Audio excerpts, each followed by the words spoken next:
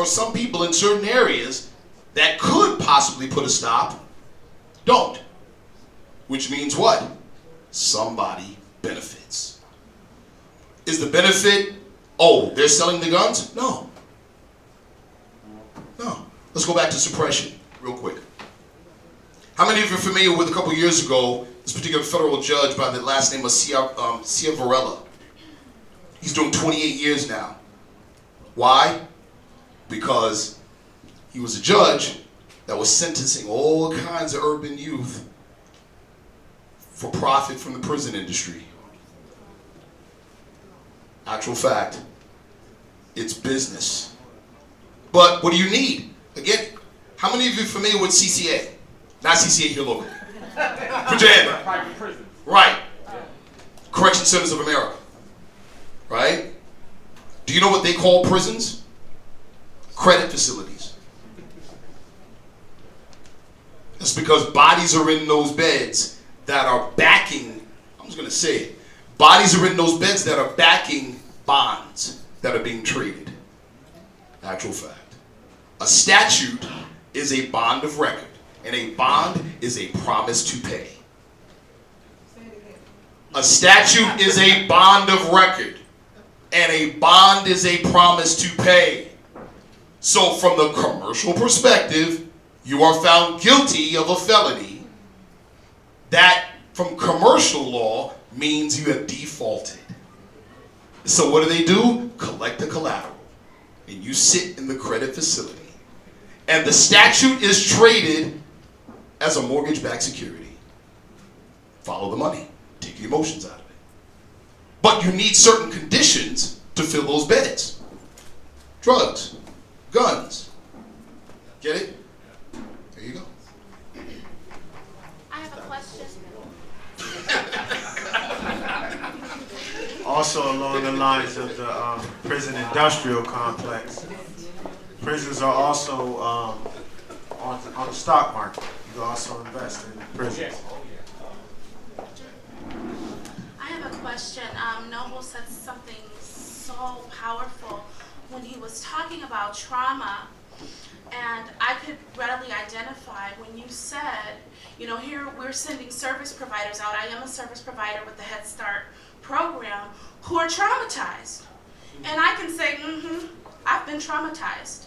I've had clients pass away. We've had children pass away. Somehow I have found myself through my children or through my work or through my church connected to all of this craziness. So what I would like to know is, can there be or will there be some training available? Because I would sign up.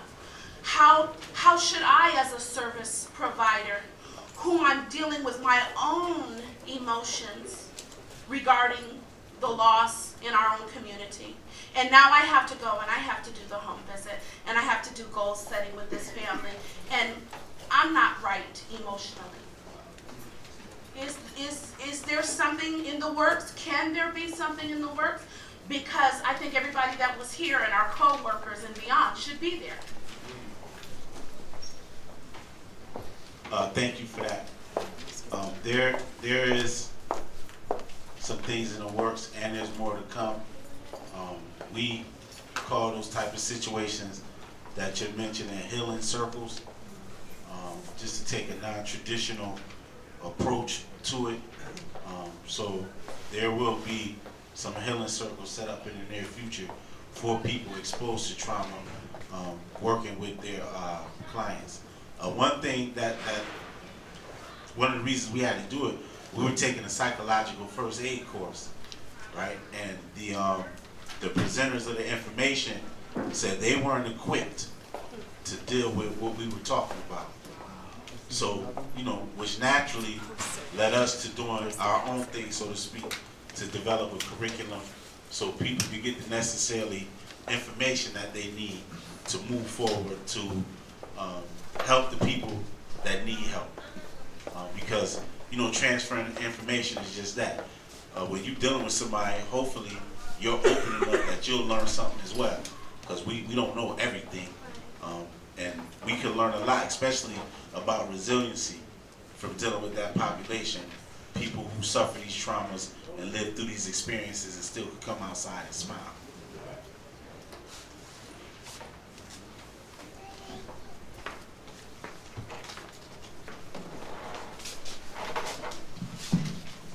Mine is not necessarily a question, but I'm Pastor Mark Harris, and a lot of people around here know me. And even if you don't, it don't really matter because our message is still the same. I just left from downtown speaking to Syracuse Truth, some of the young men that was in the call out. I've been speaking there, I believe, 8, 9 times under the direction of Noble for trauma response. But I asked those young men down there a question. I said, how many of you have a mentor? Guess how many of them raised their hand? You're right, sis, not a one. There was 15 to 20 people down there, young men, and not one of them had a mentor. I know I'm almost 50 years old and I still got a mentor in my life. So what is that saying about the generation that's coming up behind us? Where are the mentors for them? I'm going to put that out there. And the one thing this brother said here that stuck me and actually provoked me to get up and speak, he mentioned that word, your word. Anybody know what I'm talking about? Forgive me, I'm a pastor. So if I can go there for a minute. Your word is what? We used to say, your what? Your bond. And if your word is empty, then how do you expect for these young people to turn around and to believe in you when they've been let down so much? But I'm here and I'm going to say this and I'm going to sit down. That if your words are empty, don't expect them to follow you. Because if your words are empty, they're going to identify that your words are empty. Why? Because the next time they see you come through, guess what? You know what they're going to say? You didn't keep your word last time. So why should I trust you this time? Your word don't mean anything. The people that we're dealing with are young brothers and young sisters that are out here too. Let's not forget them. That we're dealing with is looking for someone that will stand up and be accountable for their own actions. They're looking for leaders that would rise up and say, hey, follow me, I'm going down this path. And I'm not talking about those leaders that say, no, I'm going, do like I say, but not like I do. But the ones that are willing to lead by example. Thank you.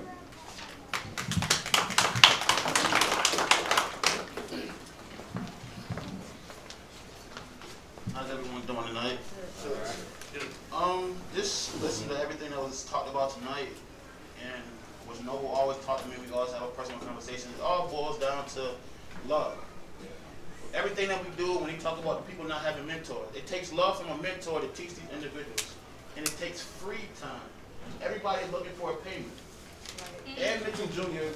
started the program, and I've been with him for the last 3 years doing a program where we don't even get funded. We're here every single day, dealing with kids who deal with these same exact issues every single day. We have people that won't even come here for an hour a week, but will complain about the issues that are going on in our community. We can't expect everybody else to fix our community when we won't even do it ourselves. That's just like we have a problem in the black community where, okay, white people call us niggers. But we call ourselves that word. But we understand like where that word comes from with the whole slavery aspect of dehumanizing us. But if we use it within ourselves, and they say that we don't care about our own self, how can you expect anybody else to do anything? So if we don't step up, why would we expect anybody else to do the same thing that we should do ourselves? Thank you.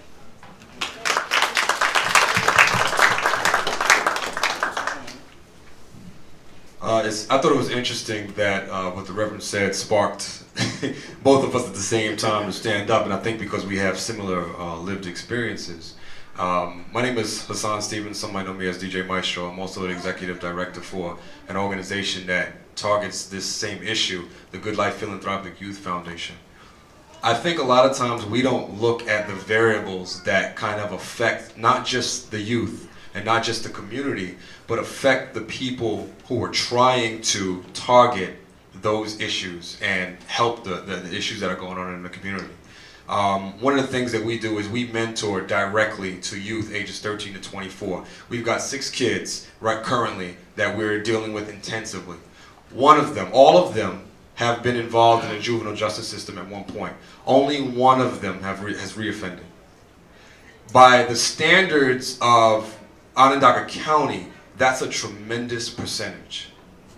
5 of them have moved on for several months, some years, depending on who we're talking about, have not committed crimes, have not reoffended, are looking at schooling, and it's because of the mentoring. So the fact that you can point to mentoring as being of value is of essence. The problem, though, and one of the problems we've seen as an organization, exactly what you spoke about, was that we can't find committed people to take on the demand.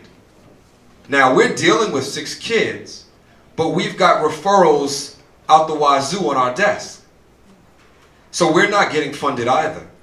So for the last year, I've been doing this for free because it's a need. There's a need in the community. But the biggest issue is that when we do get volunteers, here's a problem and a variable that's affecting our community. Disparities in income.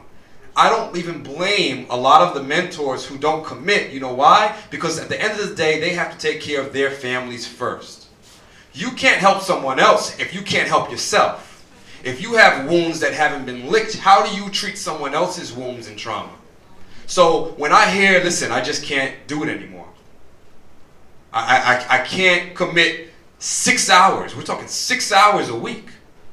We blow 6 hours a week watching football, basketball, and whatever else. But some people say we can't commit those hours because I got to pick up a second job, or I got to do this, I got to do that. So we got to look at some of the other variables economically and socially that are affecting our inability to actually step up and be mentors in the black community. The other aspect, and I'm going to say it, whether I upset anyone or not, we talked about the psychological effects of slavery, the psychological effects of our conditions of oppression throughout time, and what it has left on the black community and the Latin community. We have people who cannot get together. I'll tell you right now, we are a collaborative organization. I put this out there in the air and I welcome anyone to work with us because guess what? We're all working for the same issue. But what you have in the black community, unfortunately, is 30 different organizations, quote unquote, targeting the same issue. I don't want to hear that. You mean to tell me we got 30 organizations competing for the same funding, competing for the same kids, competing for the same issue? That's nonsense. That's corporate and nonprofit gangbanging. I don't want to hear that. I'll put it out there again, and I say it with emotion because I'm not even from this community. I'm here vested in the community because where I came from was gang infested. I feel you when you said sex, money, murder. My brother was a Decepticon. You know about that in Brooklyn. You feel what I'm saying? So I experienced that life from a very different perspective. Dipped in, dipped out, jumped out real quick because when I saw my brother's head come home, one side double the size of the other to be in the gang, I just knew common sense wise that really wasn't for me. I just happened to like the way I look. I'm sorry. But I'll put it out there again. Any organization that wants to work with us, that wants to work together and stop competing and go out and actually address the issues in the community, I'm here. I hope you're there too. I'll be here after the fact. I'll try to stay. I have my daughter with me, but I'll try to stay as long as possible. If not, you can look it up online, agoodlifefound.org. Call us, because the issue's not going to go away as long as we keep going in 30 million directions. Thank you. I'm blessed to be here. I don't know if this is a question or not, but I'm stressed out. I'm a concerned parent of stepchildren, and I know that in my home, it begins and ends in my home. And I struggled with alcohol and drugs, and through the grace of God, I've been set clean 17 years.